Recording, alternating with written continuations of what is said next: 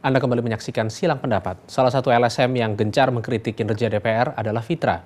Di mata Fitra, DPR selalu salah. Untuk membahas ini telah hadir Koordinator Pengembangan Jaringan Fitra, Hadi Praitno. Terima kasih atas kehadirannya bersama kami, Pak Hadi. Terima kasih, Mas. Ya. Saya akan memperlihatkan dulu komentar dari Ketua DPR Marzuki Ali berikut ini. Itulah kualitas daripada LSM kita. Nggak ngerti, tapi publikasi. Yang jelas yang ada itu tunjangan untuk listrik dan telepon, clear itu. Tunjangan listrik dan telepon itulah yang istilah telepon ya intinya untuk ada telepon rumah jabatan. Itu yang 5,5 juta. Ya. Kalau disebutkan itu bukan pulsa, pulsanya LSM itu. Anda bisa, apa tanggapan Anda? Saya kira menarik itu ya komentarnya Pak Ketua DPR ini. Saya kira apa ya tanggapan dari beliau bahwa hanya menyebutkan adanya cuma ada uang listrik dan telepon itu seolah-olah beliau lupa kalau dalam slip gaji itu ada tunjangan komunikasi intensif yang itu sangat multitafsir dan itu yang kita terjemahkan apa kira-kira menurut Anda pun gitu ya. Tunjangan komunikasi di era sekarang pasti itu kan digunakan untuk komunikasi dengan alat telepon juga gitu ya. Jadi itu ya. Dan yang kedua masalah statement oh ya inilah kualitas LSM kita itu saya kira ya seperti itulah mungkin Ketua DPR kita dalam menyikapi kritik gitu ya. Saya kira begitu ya. Jadi seharusnya tidak perlu dengan nada yang sedikit terkesan marah gitu. Jadi oh harusnya dengan cepat itu masuk ke dalam internal untuk insight gitu ya, correcting from the inside untuk segera mengkoreksi. Oh sebenarnya karena nomenklatur dalam gaji sebagainya itu atas kebijakan surat edaran Sekjen, segera aja diklarifikasi ke dalam gitu. Apakah benar kritik ini dan tidak. Gitu. Tapi memang DPR kelihatan sangat defensif di media massa ya selama ini. Seperti misalnya ada ancaman somasi dari Sekjen kepada Fitra apabila tidak menyampaikan permohonan maaf di media massa dalam kurun waktu 3 hari. Nah ini apa? Tapi pada intinya kesan yang didapat mereka seperti diserang. Padahal mereka mungkin berpendapat merasa bahwa demokrasi memang mahal dan inilah yang memang harus kita bayar supaya kita bisa menjalankan proses demokrasi secara baik dan benar. Menurut Anda bagaimana? Iya, saya kira kalau perasaan diserang itu sebenarnya salah ya, karena apapun yang kita berikan itu kontribusinya adalah dalam rangka untuk mewujudkan sebenar-benarnya lembaga DPR ini mewujudkan kredibilitas yang setinggi-tingginya agar mendapatkan kepercayaan publik yang sangat besar itu ya.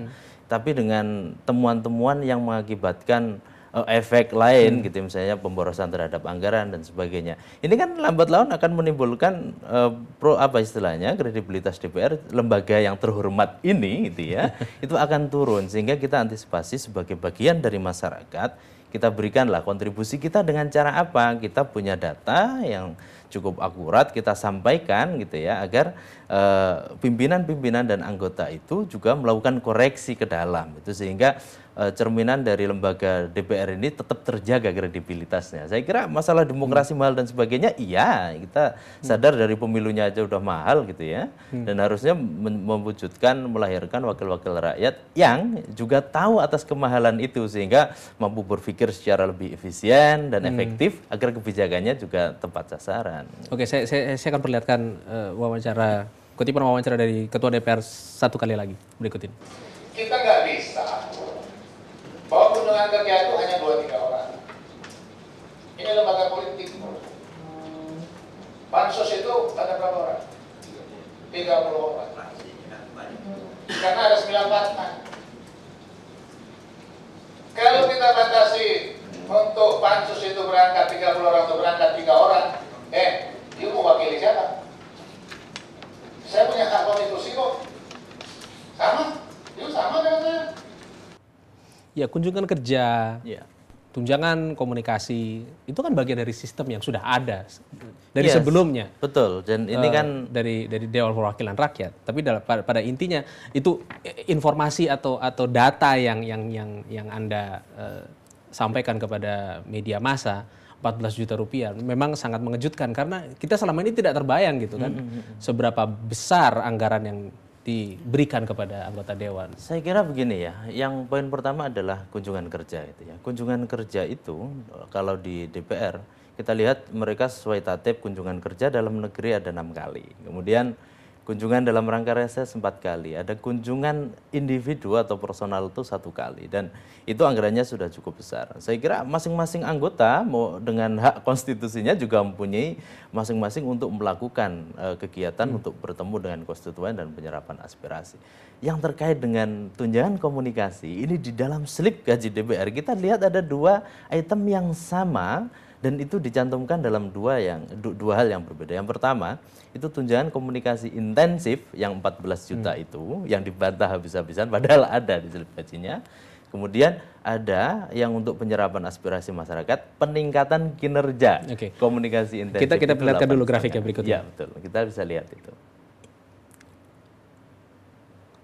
Anggaran penyerapan aspirasi, ada peningkatan komunikasi intensif, ini jumlahnya per tahun ya? Iya, yang 14 sebesar 57,1 miliar, kemudian kunjungan dalam negeri 173 miliar, dan komunikasi intensif pejabat. Jadi ada komunikasi intensif, tapi ada juga peningkatan komunikasi intensif. Iya. Dalam apa istilahnya, dalam DPR itu, peningkatan kinerja komunikasi intensif itu bagian dari penyerapan aspirasi, itu masuk program kegiatan. Tapi kenapa itu poinnya di dalam penghasilan juga ada gitu ya. Jadi yang kita sebutkan 8,5 juta itu juga ada. Jadi ini persoalannya yang kita pertanyakan, apa bedanya yang 8,5 dengan yang 14 ini gitu ya. Itu poin yang pertama yang kita coba akan kritisi itu. Sehingga sebenarnya ketika surat edaran dari Sekjen itu dikeluarkan kemudian mempengaruhi terhadap penghasilan anggota DPR baik yang pokok maupun yang penghasilan tambahan. Ini saya kira kedepannya perlu gitu ya anggota dan pimpinan ini mengkoreksi juga ini yang kira-kira menimbulkan kontroversi dan tidak, ini harusnya kan bisa dikoreksi dulu sebelum, jangan dibiarkan saja karena kelembagaan DPR ini kan sensitif ya. Rp1 dari anggaran yang dia keluarkan ini kewajibannya adalah dipertanggungjawabkan kepada publik sesuai amanat undang-undang. Gitu. Ya, tapi ini kan bukan lembaga baru. Ini sistem yang sudah ada sebelumnya. Tapi baru kali ini ada yang mempertanyakan mengenai jumlah anggaran yang diberikan kepada anggota dewan.